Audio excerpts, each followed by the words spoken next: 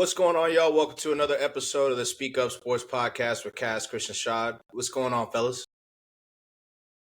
Good with y'all boys.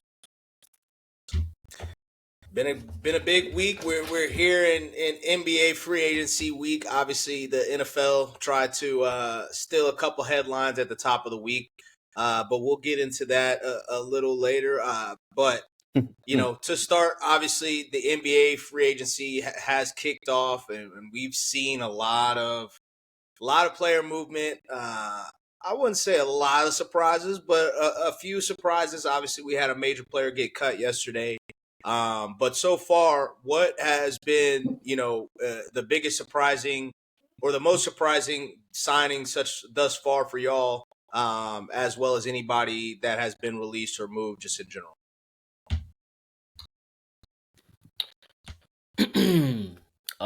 Biggest surprises? I guess for me, I would say Dame only because that's what I was gonna say. That's just a tough situation for him as far as his injury goes. The most surprising part is how they did it. Get cut and even if a team comes pick him up, you're picking him up and he's not 5 years, equaling somewhere between 22 and 23 million a year, which is wild for somebody that's not going to be a team. Especially in the realistically, what are you looking at? These next 5 years, if you do have Giannis for all these 5 years, this is the moment that you have to probably the more roster. So surprising one to me is to be kind of hamstrung. Down 22 million off rip the treatment of is player, but it's an interesting decision. Didn't think it would happen like that. But of course, we know Dame. He didn't want to go to Milwaukee in the first place. So I do think that he does feel happy that he's out of there. Of course, it's been reports all over the place about that, which we can talk about too. But so who knows the true story? But yeah, I got to go with that one as being the most surprising. I just didn't see that coming. Probably should have, but I didn't see it coming also with doing it for Miles Turner. You know what I mean? Like if you're going to do a move like that, I mean, I do like Miles Turner, but how much did they get better realistically? It's a question. So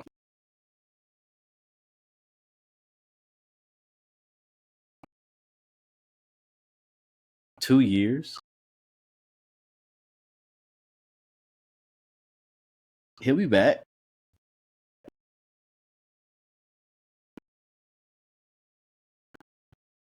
Oh.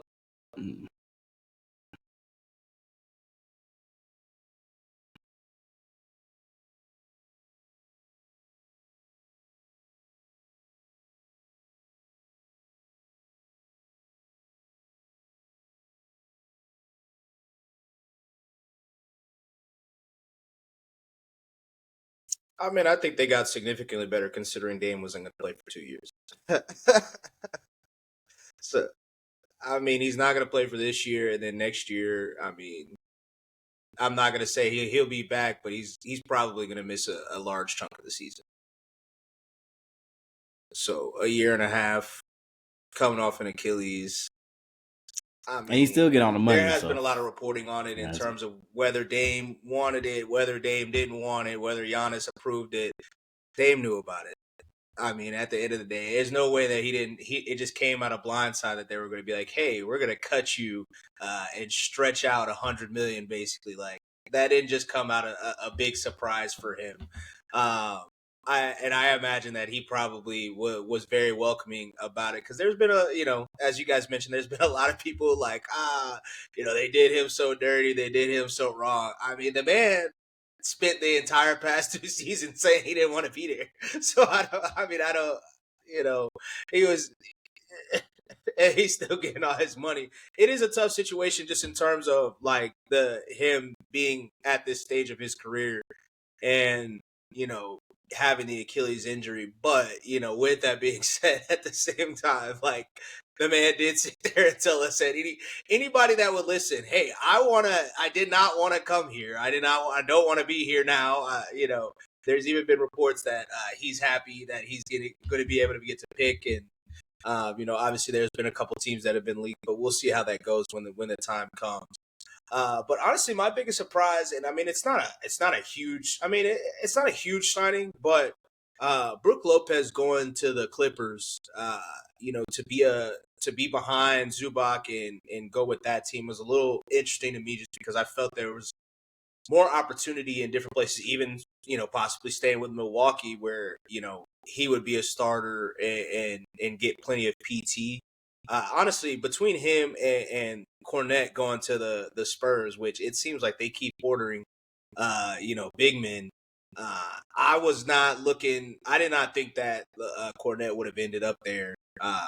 But it also seems like it's a lot of people. I don't want to say trying to get away from the Celtics, but it does seem like, a lot of the guys know that this season might be not exactly what they're looking for. So it seems like some of the guys have decided, and maybe that's a Celtics thing where they're trying to move off of these guys, or maybe it's them kind of being like, hey, our window is gone right now, so it's probably time for us. The center market has been big. Kind of pivot before we move on from that. The center market has been big because they figure it out. Of course, the Pelicans were looking for one. They end up going with Kevon Looney. The center market, but also the Houston Rockets, a market that everybody was kind of went with Capella after giving Steven Adams that contract, which is a little bit surprising to me that Capella chose that role. It's the same kind of light that you're talking about with Lopez. A premium now. Capella could have been a starter on a few teams around this league if he wanted to. Just in terms of the options, but chose to go to Houston. Houston stacking up for sure. So I mean, signs. I don't hate it. I don't hate it at all, especially with Steven Adams, like his injury history and all that. So we'll kind of see how that goes. With that being,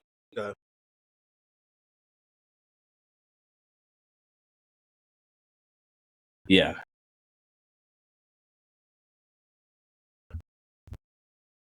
Yeah. Getting old, want to go home. Yeah.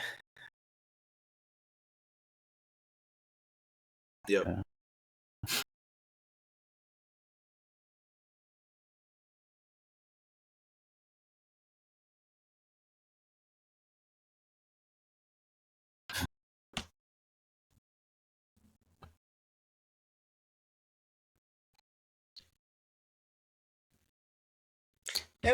And I do get that, but that was a weird signing to me as well, because how much PT are you truly getting, Clint Capella? But also, obviously he has a history in Houston, so I mean, it could just be he's like, my career is kind of winding down a little bit here. I want to go back to Houston. But obviously, on top of the movement in free agency, we've heard about, there's been a kind of a rekindling of rumors regarding LeBron possibly getting traded or possibly leaving LA, as well as Giannis. Given the Dame news, once again, there's been reports, and we don't know for 100% fact, but I imagine everybody knew about it. Similar like how people were like, LeBron had to have known about, the Lucas stuff. I mean, maybe not the whole week, but there's had to be a period of time where somebody knew something. Do you guys think that either of those guys ends up getting traded, or any other stars? Because right now, we were promised kind of one of the bigger off seasons, especially in terms of player, star player movement. We kind of, aside from KD, I mean, I guess Desmond Bane, we really haven't had that necessarily. So what do you guys think?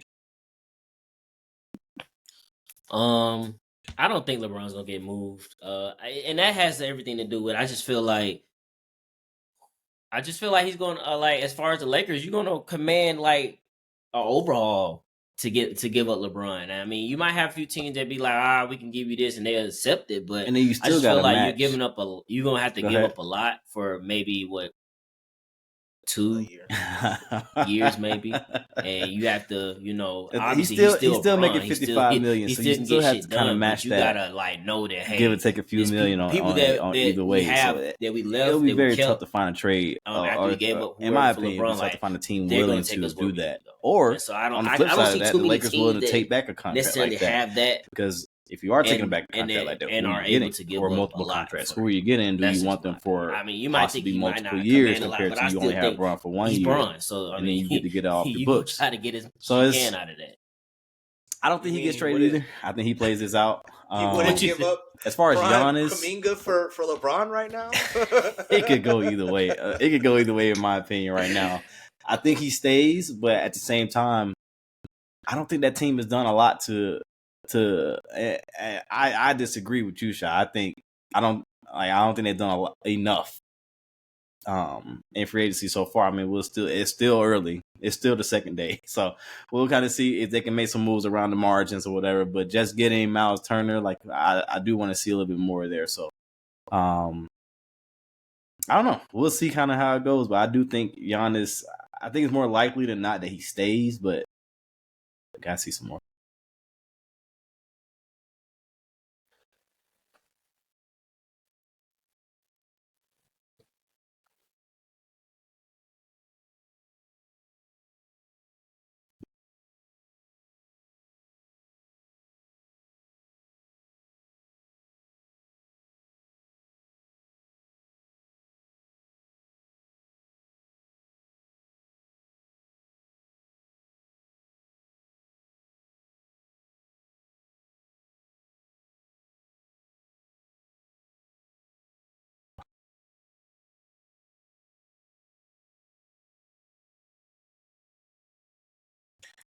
Yeah, with the Lakers, I don't think LeBron's going to end up being moved. Obviously, the two most heavily rumored right now are the Cavs and the Knicks, and probably partly because obviously LeBron's from Cleveland, has played or from Ohio and has played in Cleveland multiple times now, but also because of the state of where the East is right now.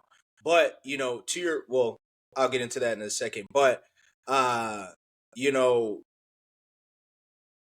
I don't know if he gets traded, but if I'm Rob Pelinka, and I feel like we've been saying this for years, you know, with new ownership coming in, LeBron James not sounding, regardless, we don't necessarily know if he's asking for a trade or if he, obviously there's a lot of times that they say LeBron puts pressure on the teams and stuff like that. But, the statement that they released and then having new ownership coming in, and if you're Rob Pelinka, you've got to be looking like, I mean, we can't. If this man is talking like this, and we just got Luka, there's a real The problem. airplane picture. Like, it's not like it's a real problem with how the team building aspect is going. And I know a lot of people like to say LeBron is being a diva or whatever the case may be, hamstringing the team, but it's like trade. Once again, we talked about it. Obviously they did get Luka Doncic, but you can also kind of feel like, hey, if we had AD last year, how did things possibly look, in the playoffs? Obviously if AD stays healthy. But it's also like the not keeping the team, the championship team together. I did see a picture, and you guys might have seen it as well. He's the only player left from that championship team, and it's only been 4 or 5 years. So it's just stuff like that. You would think the Lakers, given the kind of status that people like to give them, you would think that they would be making some better moves, and we wouldn't be at this point. So I'm more so, if I'm Rob Pelinka, I would be feeling the pressure more, I would say, than LeBron, because if I also saw somebody say this on Twitter, and I think this is a really good point. A lot of people have been saying, "Oh, fuck LeBron. It's Luka's team now. It's Luka's team now." But you got to think that Luka's looking at how they're handling this, and he's like, "Okay, this is the arguably the greatest player ever, and you guys have kind of jerked him around. What does it look like, for my career, especially Rob Pelinka, back to Rob Pelinka? What does my career look like? Because, some of the moves that have been made, obviously they've helped in season, like the D'Angelo Russell move, the Rui Hachimura move a couple years ago helped that season. Mm-hmm. But there's things that they obviously also needed to improve on. And it doesn't necessarily seem like, especially given some of the other trades that have happened around the league over the past couple years, it doesn't necessarily seem like the Lakers have made some of the best moves. So, I mean, when you have LeBron and AD at one point, and now LeBron and Luka, you would think like, hey, this is LA, this is LeBron and Luka, LeBron and AD. We should be able to attract some of the best folks, and we're not necessarily doing that right now. So that's true. I think that, the biggest thing is, like I said, Rob Pelinka, and then how Luka is viewing it, because obviously Luka. There's been rumors that Luka's going to sign his extension and stuff like that with the Lakers, but it hasn't happened yet. And Luka could still be sitting there looking like, all right, like, not saying that he won't re-sign, but like, I'm watching how y'all are doing Bron. I just watched how y'all did AD. Kobe's end of his career wasn't necessarily it wasn't shit to write about, write home about for real. So like, all this stuff about the glitz and glamour and the stars, Rob Pelinka, you're the hot seat. I started up on the Giannis front. Yeah, facts. On the Giannis front, I mean, I definitely don't think he's going to be moved. In terms of, I do think that the team is a little bit better than people are giving credit for, but obviously they still have a lot of things that they've got to do. I saw somebody mention maybe a Chris Paul signing. I think Chris Paul being signed there would be huge for them. Mixing him with Kevin Porter Jr. But I mean, now I know how people like to feel about him. Kyle Kuzma was an addition that came mid-season last year. We'll see how that looks throughout with a full off season. But that is an addition that could possibly improve. I mean, I know people like to rag on Kyle Kuzma, but Kyle Kuzma can still hoop. He definitely can defend. And I mean that front line between Miles, Giannis, and Kuzma could definitely be something that's something serious. They obviously brought over Gary Harris, brought Gary Trent back as well. Gary Trent can hoop as well. So we'll kind of see how they finish solidifying their team. But and once again, we gotta, if you're looking at your biggest competitions, Cleveland, the Celtics, the Knicks, Orlando. If I'm Giannis, I understand Evan Mobley's Defensive Player of the Year, but he's still obviously growing and coming into his own. He's not in his prime yet. I'm looking at him like we were saying, look at Chet. Like, I'm putting my fucking shoulder in his chest. We know what Cat can't guard me. Like, we know that. So, like, Paolo, you're gonna have your hands full. So if I don't think Giannis is being moved. I know people are especially Haynes Briefs tried to stir some stuff up yesterday. I know he tried to stir some stuff up yesterday, but I don't even think there was, it's even remotely close to being back on the table. I think Giannis likes to do the trolling and stuff like that, kind of like what we used to see from Embiid. But obviously he made a comment when KD got traded to Houston, but I ultimately don't think that he's going to get moved. And we've also seen, I don't know if you guys saw the same report, but there's been reports saying that if he did want to get traded, he wants to get traded into the East or stay in the East. So that makes things a little bit. I mean, obviously there's been rumors about the Hawks, which could be a little interesting given the additions that they've made. But aside from that, I don't really know. The Raptors have been one that's been heavily rumored. The Raptors and the Nets, for the visibility, obviously the marketability, and then the Raptors being a place where it's an international hub. So I don't know. We'll see. It'll be interesting to see. But before we wrap into the NFL side of things, obviously there's been, we talked about the most surprising. What team do you guys think has improved the most thus far, given that we're, a couple of days into free agency?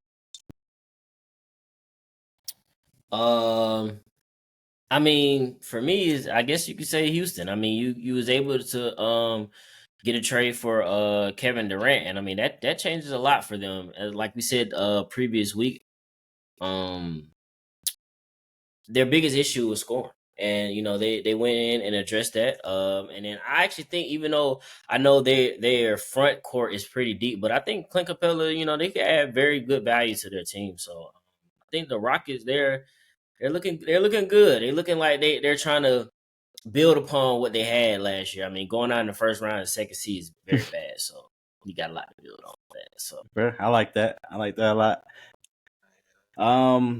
For me, I got to go Denver. You think about the two departures that three technically, including Russell Westbrook. departures that they had and what they're able to bring back for that. We'll start with the Michael Porter Jr. trade for Cam Johnson.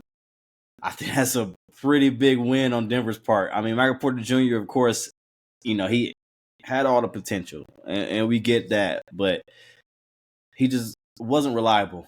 Wasn't reliable down the stretch. Wasn't consistent. Cam Johnson, on the flip side, is more consistent than Michael Porter Jr. is. They were able to get rid of Dario Saric, who did not play for them at all after signing them for the taxpayer, the MLE last year. And they were able to get him straight up for Jonas Valanciunas, which is a backup bid that they were kind of looking for. They were relying way too much on DeAndre Jordan the last 2 seasons, really. And then getting some shooting with Tim Hardaway Jr. Of course, he's streaky. We all know that. But still, they needed a guy like that. They don't have a Tim Hardaway Jr. on their roster. Really. Mm-hmm. And then Bruce Brown, getting Bruce Brown back to kind of play that, the Swiss Army Mike, the do everything guy.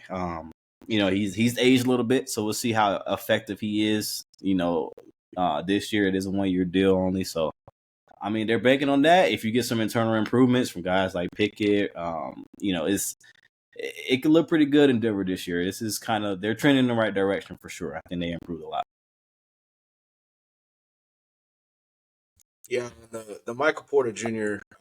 For Cam Johnson move, that's another one that could have probably been in the surprising category, because I don't think many people thought that that would be the destination. But I mean, it is a huge move given the fact that Cam Johnson is kind of everything that you wanted with Michael Porter Jr. in the things that he gave you in flashes. Like, he's consistent. He actually is a willing defender, willing rebounder, just kind of all around player. So, but I also think that Michael Porter Jr. Has an opportunity to kind of get what everybody thinks that he's kind of wanted, his opportunity to to be the guy between him and Cam Thomas. Cam Thomas with the Nets. So, or like I said, maybe Giannis. That has been one of the rumored destinations. So maybe they swing a Cam Thomas in some picks for Giannis. But in totality, obviously not just with the free agency, I gotta go with the Pelicans.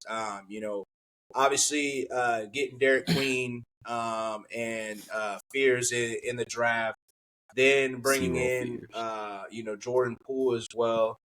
We'll see if DeJounte Murray is kind of in the same boat as Dame, Jason Tatum, Therese Halliburton, where his injury might have him, or probably will have him out for a significant amount of time. But kind of filling the position, like I said, with Fears, Jordan Poole, getting Kevon Looney, a vet to kind of a good vet to get in the mix with them. Obviously help out with their rebounding, maybe can teach the young centers. Obviously they had Yves Messi last year. That was a really good rookie season at center as well. So Sadiq Bey bringing him over as well in that trade. So I think the Pelicans just as a whole have kind of done, it appears that they have put together a real team. Now, obviously, health and seriousness is very is very dependent there with Jordan and obviously Zion trying to make his career really lift off, because I mean every single time that you think that Zion is about to do something, an injury happens or the team is just super ass, so he's not talked about. So I think that. And I feel like we've been saying this at least I have a couple times in the past few years.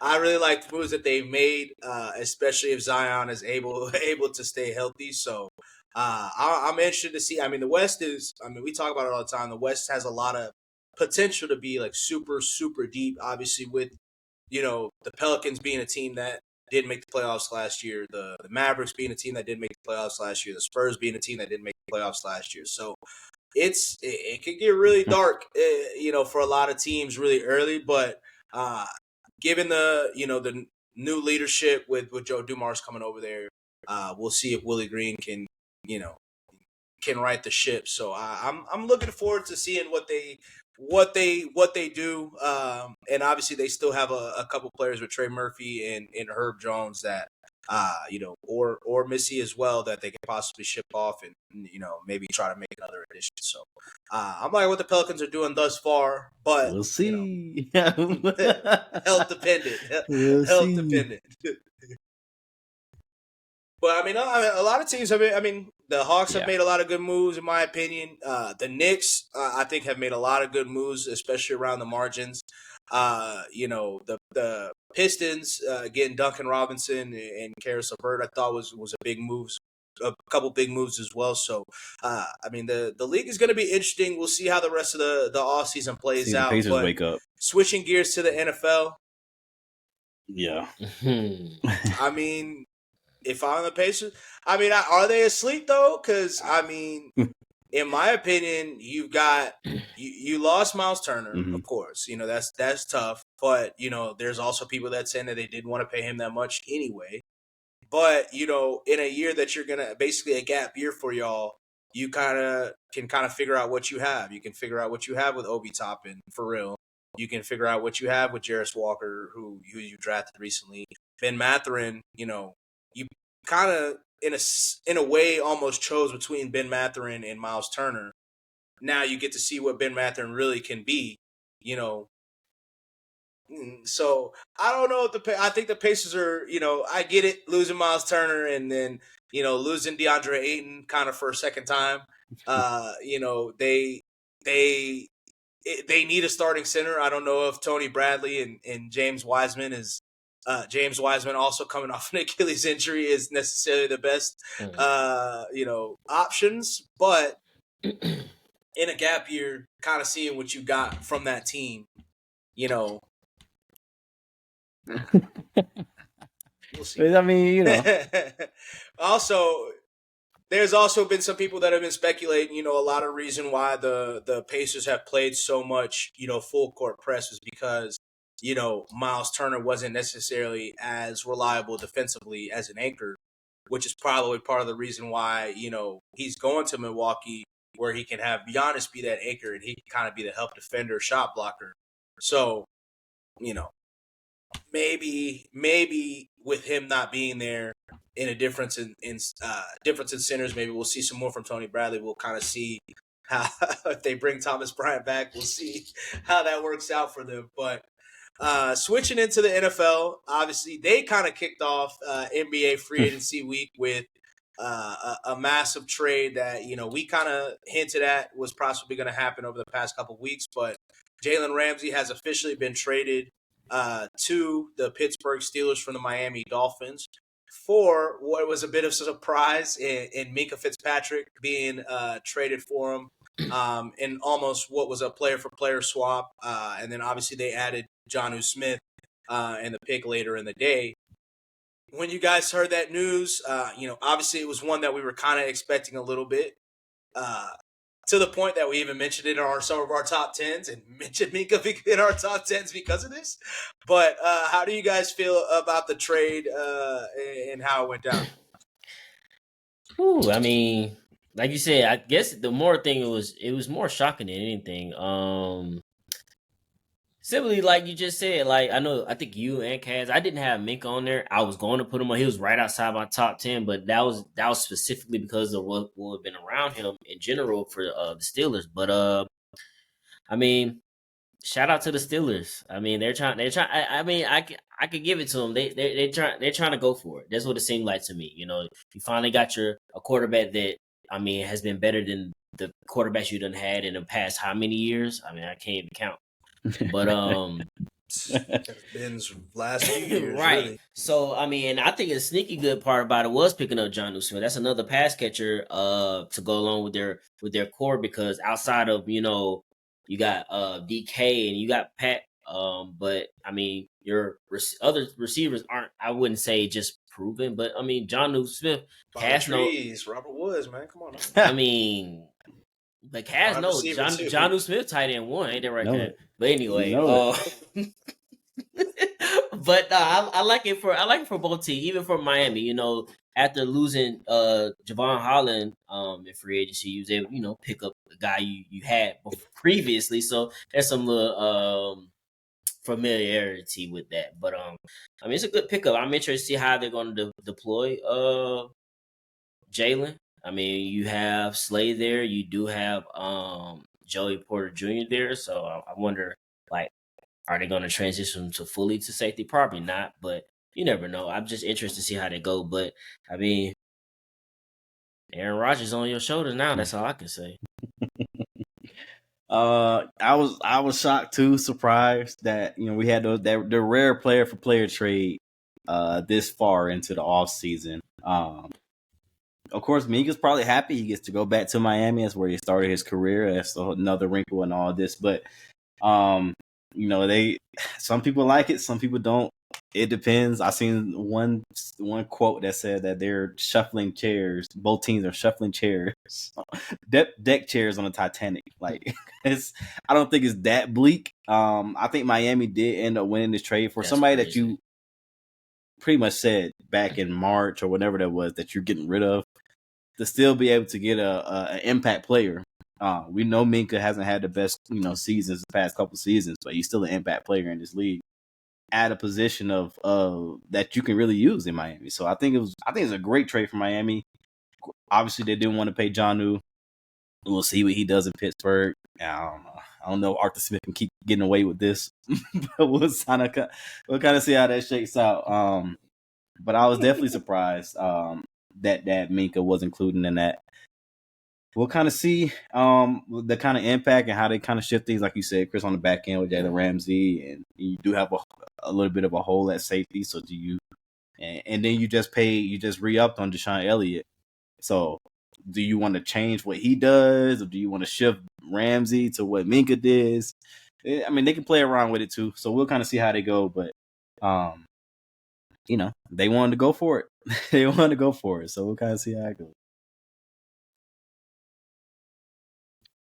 Yeah, and honestly, I'm not 100% sure if they are going to even have him at safety. Very much. I honestly could kind of probably see him being, their full-time corner, depending on how they feel about Joey Porter Jr.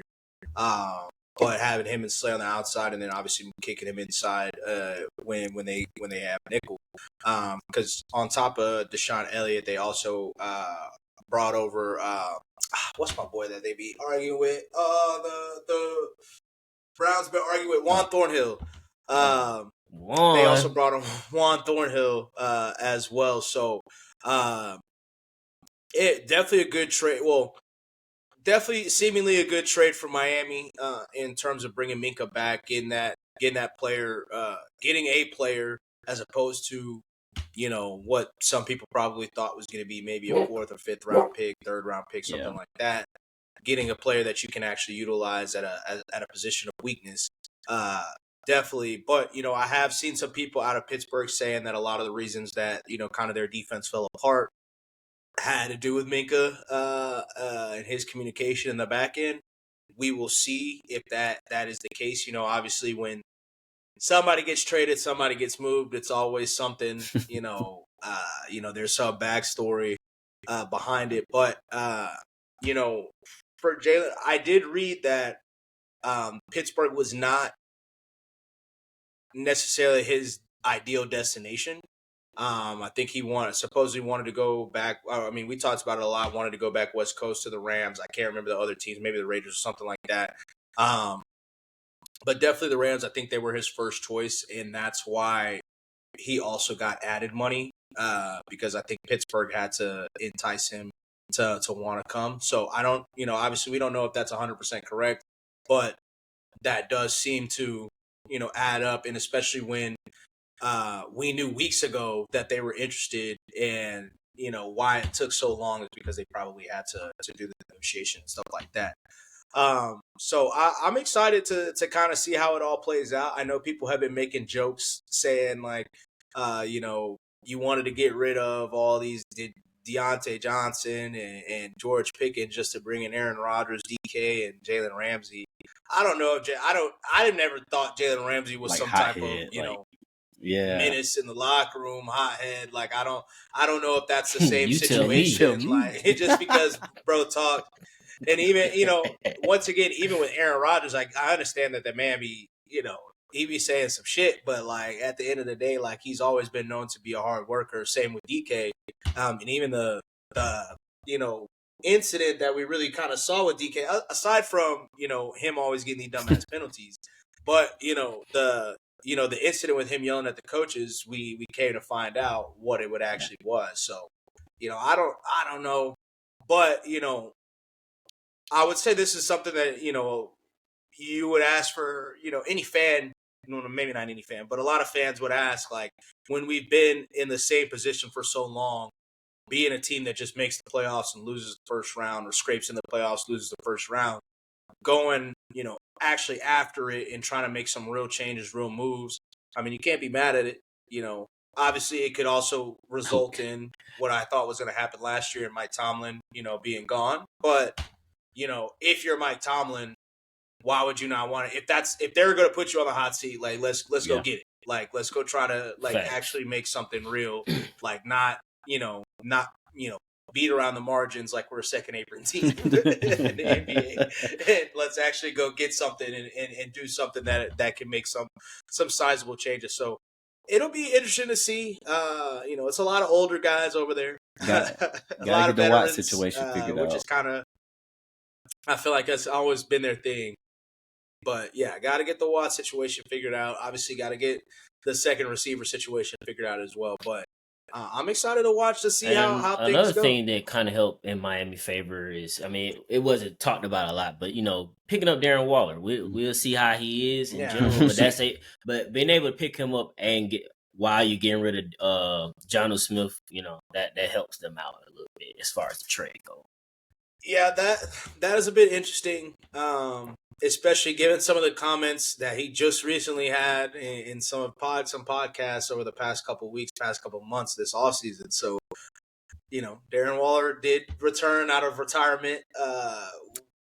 It's funny that he said, because in that podcast he was like, somebody said he was talking about how he was on the field and they ran the ball 3 straight times, and he like, what the fuck am I out here for? So he chose to go to only Miami, who has been known to be a team that does not run the ball that much, and the dude on the ball is quick screens.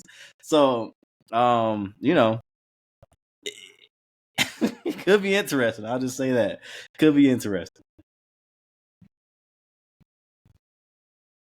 Yeah. I mean, running the ball a bunch when you're in New York and, maybe it's cold weather and it's outside, and that shit probably do hurt. But it'll be interesting. Like I said, I'm excited to just see how it all plays out. Especially if this is going to be Aaron Rodgers. I mean, as he said, this is going to be his last season. According to him so far, We'll see. But for his last season to have the type of talent that he has, especially if they can get another receiver there, it'll definitely be interesting to see if they can make it all work. But like you said, got to get the TJ Watt situation figured out. But while we're on the defensive side of things, another week of our top 10s, getting into our linebackers for this week, off-ball linebackers, inside linebackers, no edge rushers, just pure backers, that not guys that are, obviously if they stick their hand in the ground, every blue moon, that's a little different than TJ Watt, Myles Garrett, XYZ, stuff like that. But Chris, you want to go ahead and get us kicked off? Yeah, man. So for my top 10 linebackers coming into the season, I got Jack Campbell. I think last year he stepped up a lot for the Lions with a defense in general that had so many injuries. You have to rely on the guys you got, and so I feel like he did very well last year, and he's a young player, and so he's going to continue to grow. And I liked him coming out of college, so I think he's going to be one of the top linebackers this year. Then I got TJ Edwards. He's been solid since he left my team and went to Chicago. I actually didn't think he was going to be the best linebacker last year or the year before off that team. I thought it was going to be Tremaine Edmonds, but he stepped up pretty good. one of the most consistent players on that defense. So I'm looking for him to continue what he do. I got your boy Zaire Franklin. That man tackling machine. Now I gotta give it to him. I know you be talking mess about him being Big Wolf, but he a tackling machine for y'all. And with the new addition for y'all defense coordinator, I think that's gonna focus him up a little bit, and hopefully he keep continuing on a good path for y'all. Next, I got Edgerrin Cooper. Yeah, that's what I was about to say. Edgerrin Cooper. Last year he missed some time for his injury, but when he came back and when he actually came back and started to play, like he was a force on that defense. Even when we played him in the playoffs, like he made hella plays out there. So I think he's going to continue to grow. Like I said, that's another young person.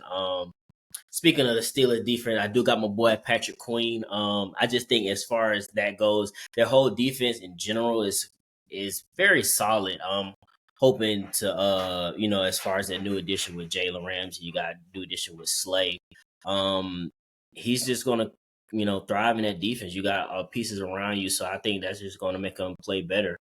And then I got Bobby Okereke. I think the biggest thing with him is just, he played for the Giants last year. It was just a train wreck of a team in general. So I don't think a lot of people, noticed him in general. But nah, he was a good player last year. He was one of the top players from Pro Football Focus. So I'm looking for him to continue to get better. And like I said, when we was talking about safeties the other time, that D line gonna eat. So hey, that's gonna make his stats go up and out the air. Then next I got Drake Greenlaw. Honestly, y'all already know Fred Warner was one of my favorite linebackers, but I really do think he was the heart and soul of that San Francisco defense. And without him last year, you can kind of feel like they were up and down a lot. And so I think I always thought he was a good linebacker, but him going to Denver, that's really gonna take his career to the next level, in my opinion, especially with that defense over there. Next, I got Roquan Smith. Obviously, he played for the Ravens. He's been a dog ever since he got in the league. Every year, he's probably considered top 3 linebacker every year. So this year is not going to be no different. Next, I got my boy Zach Bond. I could be the first to tell you, didn't see this shit coming last year. Promise you, I didn't think he would be a starter at all for us. But that's a hell of a turnaround he had. And to be able to have an all-pro season and still have your defensive coordinator that you play with for the first time next year is only going to make you better. I'm not saying he's going to have the same exact season, but I don't see a big tell-off. It might be a little drop-off, but I don't see a big tell-off. But having first all-pro year, I mean, I can only understand how that feel. I know that probably was amazing for me. Obviously, for the top one, I got Fred Warner. I mean, he just all-pro after all-pro. Best linebacker in the NFL, in my opinion. So, all right. I like it. Solid list. It is a solid list. Fun one. Definitely some carryover between yours and mine. I'll go top to bottom. Got to start off with Fred. Like you said, not a lot needs to be said. Premier linebacker in this league. Does a little bit of everything. Great. So moving on, Roquan. Kind of same thing, just an all-around linebacker, the anchor of that defense in a way. Not much needs to be said there. Zach Bond has made my list too, Chris. Definitely a breakout year, and the definition of a breakout year, especially. He got paid handsomely for it this offseason. So we'll see if he can continue that play. But you bring back your same scheme, your same coordinator. And honestly, more will be on his plate this season. So because of the losses, but we'll kind of see how he meshes well with the old boy that you drafted. God, why is it stick my Jihad Campbell? So we'll kind of see. Yeah, we'll see how that kind of dynamic goes. But I still think Zach Bond can still produce at a good level. Jack Campbell definitely had a step up last season from the year before. Definitely I think is going to become a household name, just like these next 2 guys that I'm about to list off around the league. I know, off-ball linebacker, inside linebackers is quote unquote a dying breed, but you still have guys like Jack Campbell out there that are doing what he's supposed to do against the run. And then this past season, he played very much improvement Had a very much improvement against the pass. So, Edgerrin Cooper for Green Bay, that you had on your on your list, Chris. Definitely battled some injuries, but came back performing at a high level. Definitely the arrows pointing up for him. Only 23 years old, still a lot to improve on. But I think he will. Devin Lloyd from Jacksonville is another young guy. I mean, he's 26, but another guy that stepped up last season. I think he honestly, like I said, will become a household name eventually, especially as Jacksonville, if Jacksonville can continue to ascend as a team overall. I do have Bobby Wagner on my list. Like I said, he's the old timer, but he's still producing at a high level, especially for that defense. He's definitely somebody that Dan Quinn can rely on. So until he slows down or gets out of there, he'll always be close to the top for me. I got Patrick Queen as well, Chris. He didn't have the season I thought he would have for the Steelers. But kind of like we said about Minka, kind of like we said about the Steelers defense as a whole, just more talent surrounding them, and we'll kind of see what happens. I think being another year in the system will help. So we'll see if he can kind of break out, but I still believe in the talent there. I have Caden Ellis in this. He was one of the lone bright spots for that Falcons defense, especially down the stretch last season. His versatility in blitzing is fantastic, to be honest with you. A lot of times he impacted offensive lines, their responsibilities based on where he was lined up. You can feel that you can feel that presence for sure. I also had Dre Greenlaw. I'm expecting a big year for him in the Broncos defense, which was great last season. I think he's a perfect fit for that defense. If he can stay healthy, like you said, Chris, he has that energy about him, that kind of heart and soul about him. So I do expect great things for Dre Greenlaw. Of course, they drafted. They still have the defensive player of the year on the back end. Of course, drafted Jahdae Barron. So they're adding more and more talent to that defense. So I'm expecting a good year. And I got a couple of honorable mentions. One is Logan Wilson. He had a good season for Cincinnati last year. Part of it was a lot of opportunities because that defense was on the field a lot. But he's still one of the better linebackers in the league. And then I have a rookie, Carson Schlesinger, for the Browns. Just look out for that name. I think he'll be an impact player pretty much early on. He's one that kind of got into it a little late as far as the position, but he's a natural athlete and knows how to play the game. So Carson Schlesinger out of UCLA for the Browns.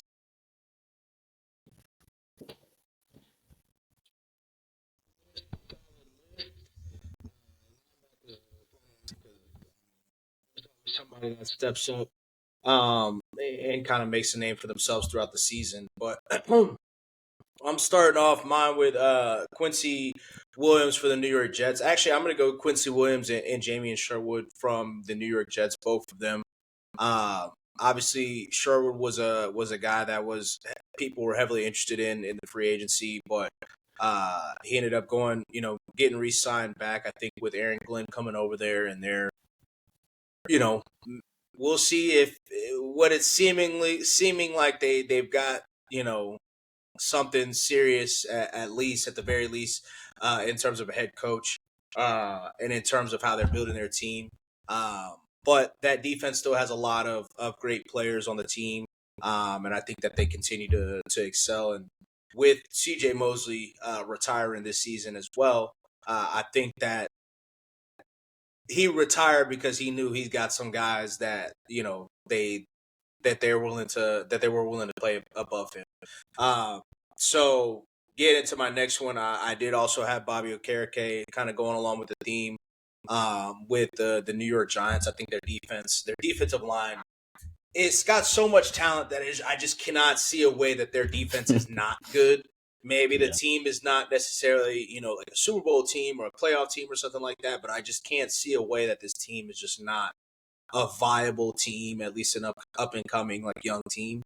So I think that Bobby Okereke been a guy that's been a really good linebacker in the league over the past few seasons. So I think that continues. I also had Deion Henley on my team on my list from the Chargers. first season last season. Now he's got some. He might have some legal aspects with his family, in the background. But being an LA kid, being a California kid, obviously having a good first rookie season. The defense in their first season with under Jim Harbaugh, was pretty solid. I think that it'll continue to get better, even if it's not in terms of the same rankings. And I think that he's going to be a huge part of that. I also have Patrick Queen. Kind of once again going along with the theme of the Steelers in terms of their defense kind of being stout this season. I thought that was going to be a defense including Minkah Fitzpatrick. Obviously, that is not the case anymore, but it's still a really good back. DBs, obviously, they have the best, some of the best pass rushers in the league with Highsmith and TJ Watt. Hopefully, drafted a couple guys on the D line as well. So. I got Patrick Queen. Think that he bounces back, and I wouldn't be surprised to see Peyton Wilson as well with the Steelers being a guy that has a really big season. He made a couple big plays this season, in his rookie season. So we'll see how that goes. I also had Edgerrin Cooper from the Green Bay Packers on my team or on my list. I keep saying on my team, on my list. It's funny because all last season, during the draft, people were like, he's the best linebacker, he's the best linebacker, he's the best linebacker. And then obviously he dropped. I don't want to say dropped because obviously there wasn't a whole lot of defensive players that were taken in the first round. But, he made it to the middle of the second round, past a few teams that you thought might even take a linebacker. And, I think that, for a lot of people have been saying, what does Green Bay have in terms of, players on defense outside of Xavier McKinney. I think he's I think he's someone that will become a household name.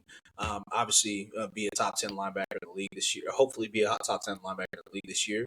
I also have Roquan Smith, mainstay in both Chicago as well as the Ravens. But going along with the theme of the past couple weeks, thinking that the Ravens are much improved. Obviously, the defense was much improved towards the end of last season, and I think that will continue. Continue this season. We'll see if my guy that I had as a breakout candidate, Trenton Simpson, will fulfill that this season. But rocking with Roquan. I also put Zaire Franklin on my list. I know I do call him Big Wolf, but I mean at the end of the day, the man did make second team All Pro last year, and he was All Pro on multiple, not just the official All Pro, but a lot of people viewed him as an All Pro, especially down the stretch. Even though the Colts collapsed, when as the Colts were kind of collapsing and him, doing the stuff with Pat McAfee and, you could kind of see things going downhill, he was actually playing some of his best ball, not only as a run defender and a tackler, but as a playmaker in the back end. And he had a lot of, he had a few interceptions this season. The Denver Broncos game being, probably the worst game for the Colts last year. Well, one of the worst games for the Colts last year, just given the way that it went. But that was probably the best game of his career. And probably what solidified him into making All-Pro. I also had Zach Bond, obviously also an All-Pro last season. You got to give him the respect. All-Pro, betting on himself, becoming an All-Pro, becoming a Super Bowl champion, and then getting a multi-year contract. Obviously, the Eagles, much like the Giants, much like some of the Steelers, the Ravens, the Eagles were best defense in the league last year. Obviously, they continue to churn people out on the D-line regardless of losing Milton Williams or whoever else. So you would expect that their pass rush is still going to be solid. So obviously you hope that he benefits off that. But at the end of the day, you got Jalen Carter and Jordan Davis there as well. So, keep them guys off of him and he can continue to eat. And then finally, I got Fred Warner as well. Was having a good season to start, and then obviously the team as a whole just kind of cratered last season. But they also can be a team that's much improved defensively. Obviously, they took an edge rusher in the first round this season. They found a safety that they liked last season, even though he's coming off injuries. Re-signed a couple guys in the cornerback position and stuff like that. So losing Dre Greenlaw, could be big. Obviously they don't expect to have anybody walking off the field getting mad this time because Dre Greenlaw is coming in, but we'll see. We'll see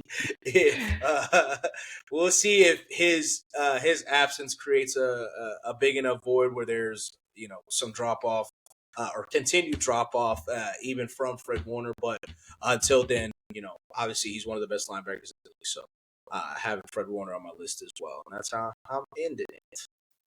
I like it. And Robert Saleh back. Yeah, the linebackers. So. Yeah, and Robert Saleh back. The linebackers were a fun one because there's a lot of good young players. Obviously y'all got your boy out of Alabama this season. That was another guy similar to Edgerrin Cooper that a lot of people thought was the best linebacker in his draft class, and he made it all the way down to the end of the first round. A lot of people thought that he was one of the only They kept saying this was a down draft or whatever, but they felt that in terms of talent, he was one of the only people that could be a superstar. So we'll see. Maybe he sneaks up into that. But even with Zaire, maybe he sneaks out and somebody else like a Blake Cashman from the Vikings in his second season. TJ Edwards, like you mentioned, Zaire's also hasn't practiced all off season. He had a off season ankle surgery, so we could see how that goes when you're hurt in the off season. How does that work out for you in the regular season? But Nick Bolton as well. If we want to include Bobby Wagner as well in there, it's a lot of good linebackers in the league. A lot of good linebackers in the league. So this one was a fun one. That wasn't. I feel like the corners kind of have their their set folks that are kind of in there with a couple people maybe possibly sneaking in. Safeties in a sense too as well, but the linebackers, we'll see. But that gives us a wrap for another episode of the Speak Up Sports podcast. I have a feeling that we might get another trade or signing over the next 48 hours or so. That could be something that's sizable. So we will catch y'all next week and see you then. Stay tuned.